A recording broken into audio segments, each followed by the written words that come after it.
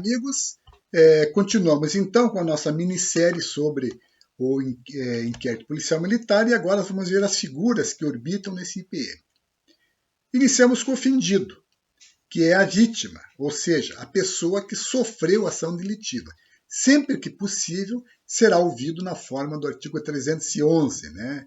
Não presta compromisso legal, diga-se de passagem. E por que sempre que possível? Porque às vezes o ofendido, por exemplo, naqueles crimes com violência, né, ele vai estar internado, impossibilitado de ser ouvido. Mas sempre que possível ele deve ser ouvido, sim.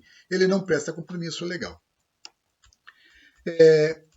A Lei 11.690 de 2008, que alterou, né, faz parte da mini-reforma do Código do Processo Penal Comum, ela trouxe uma dignificação ao ofendido. Desde então, o ofendido deve ser comunicado dos atos relativos ao ingresso e saída do acusado da prisão, da designação de data para audiência, da sentença, dos acórdãos, também tem direito de reserva de espaço antes e depois das audiências. O juiz, se necessário, pode encaminhar o ofendido para atendimento disciplinar às expensas do ofensor ou do próprio Estado. Também o juiz pode determinar segredo de justiça naquele processo, de modo a evitar, né, a exposição do ofendido exatamente aos meios de comunicação. Isso está lá no artigo 201 e parágrafos do CPP, que entendemos que ser completamente aplicável ao processo penal militar. Interessante anotar que a falta de comparecimento do ofendido pode implicar na sua condução coercitiva. Isso porque o ofendido, que também é uma testemunha, né, num sentido amplo, ele está na mesma situação, em que pese ele não prestar compromisso, mas ele não pode se negar a depor. O depoimento dele é essencial para o esclarecimento dos fatos, sempre que for possível fazer. E o indiciado?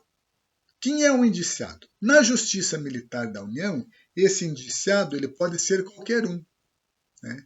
Na Justiça Militar Estadual, ele só pode ser policiais e bombeiros militares. Então, na Justiça Militar da União, pode ser inclusive civil. Na Justiça Militar Estadual, não pode ser civil como indiciado ou processado perante aquela justiça. Se porventura um civil cometer crime contra as instituições militares estaduais, se houver correspondência, esse processo será deslocado para a Justiça Comum, né, a competência da Justiça Comum, nos termos da súmula 53 do Superior Tribunal de Justiça. Outra coisa interessante nós sabemos que o indiciado que for civilmente identificado, ele já tiver a sua carteira de identidade, CNH, documento militar, passaporte, enfim, qualquer documentos inclusive de órgãos de controle profissional, qualquer documento que comprove sua identidade, ele não necessita ser identificado criminalmente, ou seja, não será feita a tomada das impressões digitais daquele indiciado. Isso porque tem uma previsão constitucional, no artigo 5º, inciso 58, e também na Lei 12.037 de 2009. Percebam que essa identificação criminal, a tomada, inclusive, das impressões digitais, né, ela é um ato técnico e deve ser feita por um papiloscopista. Os papiloscopistas constituem um cargo, né, específico do Instituto de Identificação, que estão presentes também nas delegacias de polícia, mas necessariamente não estarão presentes nas unidades militares.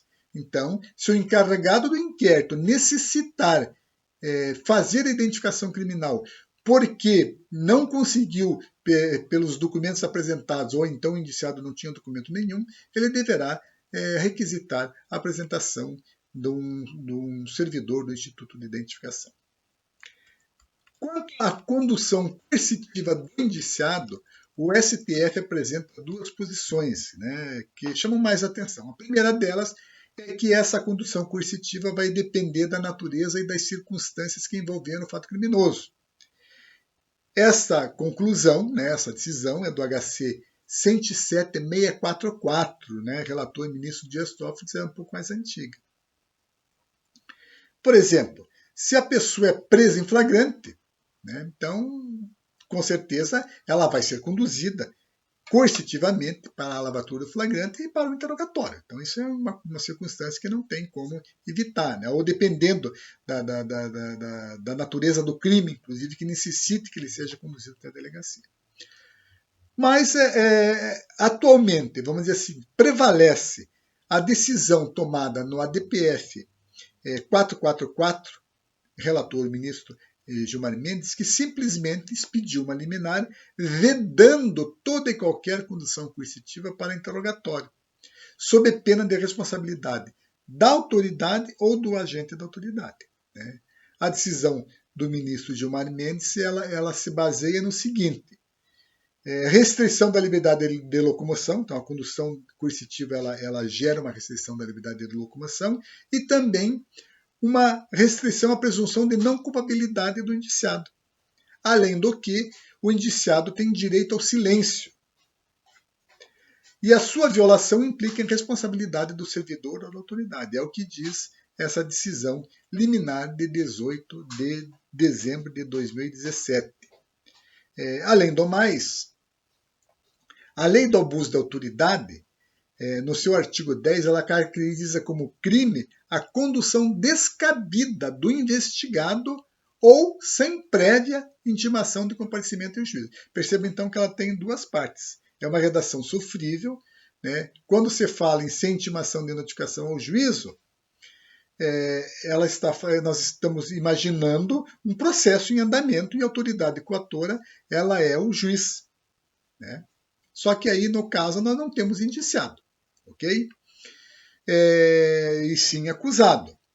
E da mesma forma, quando se fala em investigado, no mesmo dispositivo penal do abuso de autoridade, investigado se refere àquele que está respondendo ao inquérito. É a investigação extrapenal, né? E aí sim a autoridade seria o delegado de polícia ou seus agentes. Por fim, vamos falar sobre qual seria o enquadramento, né, o indiciamento correto nos crimes militares por extensão, que são aqueles crimes novos, né, que passaram a acontecer após a edição da Lei 3.491 de 2017, ou seja, são aqueles crimes que estão fora do Código Penal Militar. O enquadramento deve ser feito em duas partes. Primeira parte, pela lei comum, por exemplo, enquadrar ele numa das hipóteses de tortura, combinando com o inciso 2º do artigo 9º do Código Penal Militar. Ok?